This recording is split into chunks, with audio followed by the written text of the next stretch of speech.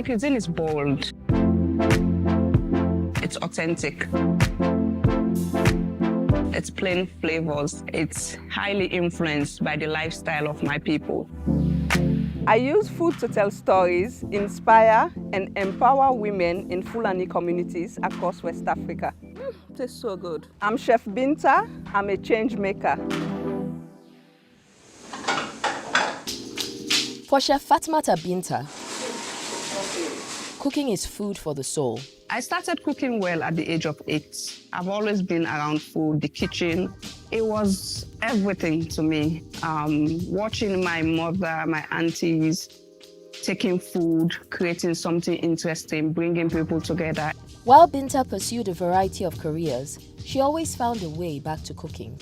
I studied international relations. I studied marketing. I worked as a TV presenter. But one thing was missing for me, and I've always loved food. I was supposed to go to Sierra Leone, but then there was Ebola, so I couldn't go. So I came to Ghana instead, and I got bored at some point. And then I went to Nairobi and studied culinary arts. She moved to Ghana for work, but soon became tired of traditional culinary jobs, saying she wanted to spice up her life and reconnect with her heritage. And I wanted to explore more, to understand my food, my culture, and just represent African cuisine. So I left my job, I quit, and then I started promoting Fulani cuisine with a concept called Dine on a Mat. It was important for me as a Fulani girl. I grew up in the food culture, the community. The fondest memories I still hold today was me going on vacations to the Fulani communities. The Fulani are one of the largest nomadic tribes in the world.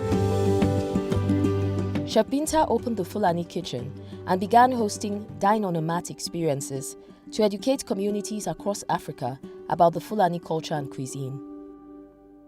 Most times, there's a misconception when you think about Fulani cuisine because we are cattle people. They think it's all meat. Our food is actually highly plant-based because most of our ingredients we sun-dry and we try to take guests on a journey. I'm trying to preserve my food culture. It's a very traditional, nomadic experience. So most times we have guests sit on the mat. They eat with their hands. We tell stories. You know, sitting on the mat, it grounds you. It makes you level, you know, and it brings compassion. It's a lot of things. And I think that's powerful. I want anyone that sits on my mat should live as an ambassador for the Fulani people.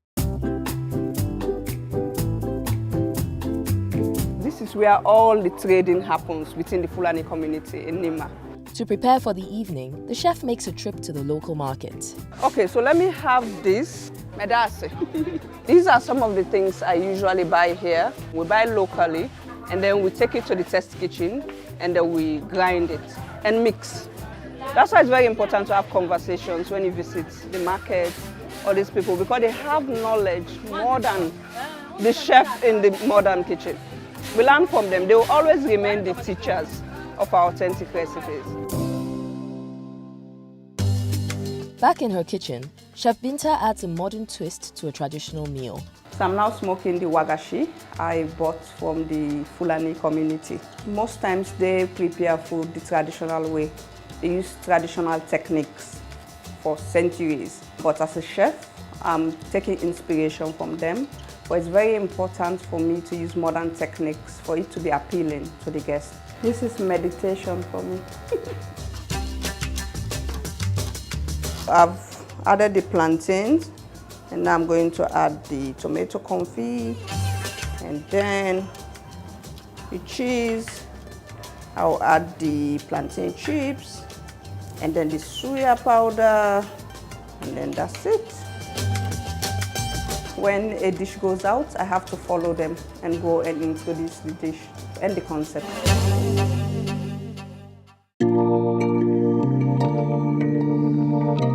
For me, the most fulfilling part is when a guest walks out saying that they enjoyed the food or the stories triggered something for them. For me, it's very much fulfilling, and it also challenges me to go back, you know, and dig deep into my food culture and get more creative. With my Dine on a Mat experience, I want to touch every city, one city at a time, one plate at a time, and connect people to food. But most importantly, preserve our African food culture by telling stories. Chef Binta's vibrant dishes and cultural experiences have launched her onto the world stage. In 2021, she won the Best Chef's Rising Star Award. It was an amazing experience. This is for all the chefs from Africa. I wasn't expecting it, to be honest. Thank you all for having me. I was just sitting there with my brother and then they called my name. It was emotional. It was an emotional moment, but it was beautiful. I encourage people to get to know their food more. It means embracing your food traditions. Let's slow down. Let's slow down and enjoy food. Next, see how Chef Binta is empowering Fulani women.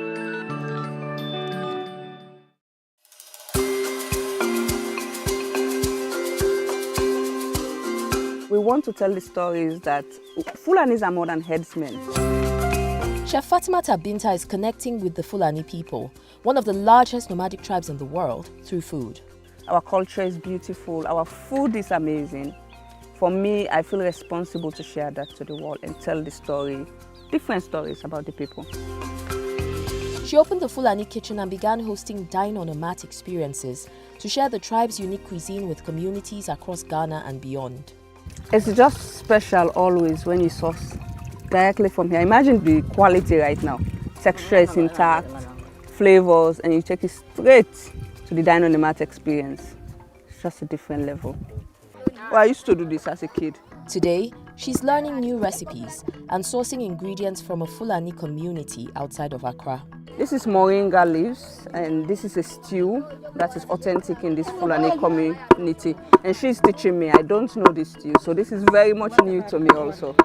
So usually what I do, I come into these communities, I spend time with the locals, the keepers of the authentic recipes, like the grandmother, spend time, watch her cook, and then I take this inspiration back to my kitchen in Accra, and then I do an interpretation of it.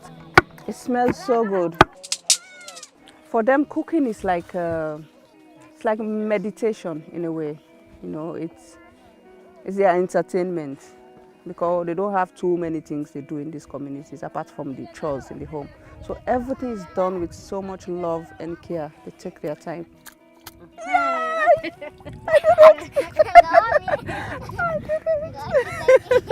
So this is Wagashi cheese, which is the local cheese made in Africa. And you only find the Fulani women doing this. So this I'm taking to the test kitchen and I'm going to do something. It's one of our crowd's favorite. If you taste this cheese, the flavor, the quality, so different. Small, see? Teacher, I'm learning. After being welcomed into multiple Fulani communities, Chef Binta says she was inspired to create the Fulani Kitchen Foundation. It aims to preserve their culture and help Fulani women across West Africa grow crops, develop skills, and sell their products. So what they are trying to do is create patterns on the calabashes. It's designing. For them, this is art, and then they will sell in the market. So this is part of the programs and the initiatives we are working on to start having these women involved in this arts and crafts to pass time, apart from just the daily chores in the home.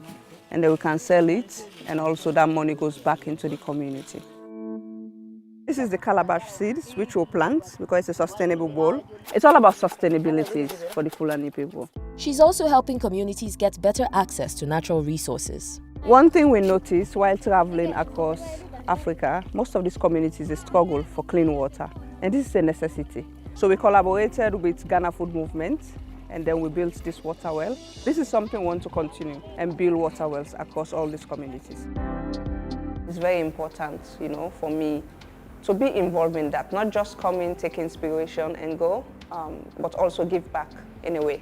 You come here, they took their time, they are so open, they welcome me, and I go back, other people experience their handwork, because this is not me doing it, this is them. So it's them going on a journey with me, even though they are not physically there, but their fingerprint is on everything I do. And for me, that fulfills me. While she's made strides to help the Fulani people, Chef Binta says she's already cooking up an idea to expand her reach.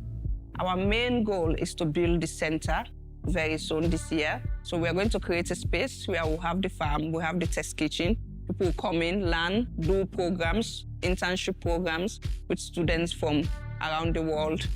And also create, collaborate with other chefs and highlight African cuisine and make it more interesting. I feel like we've been stuck in the old ways, and now there is Afrofusion conversations going on. There's so much about African food that hasn't been tapped into. I feel like it's very exciting, and African food is the future, and the future is now.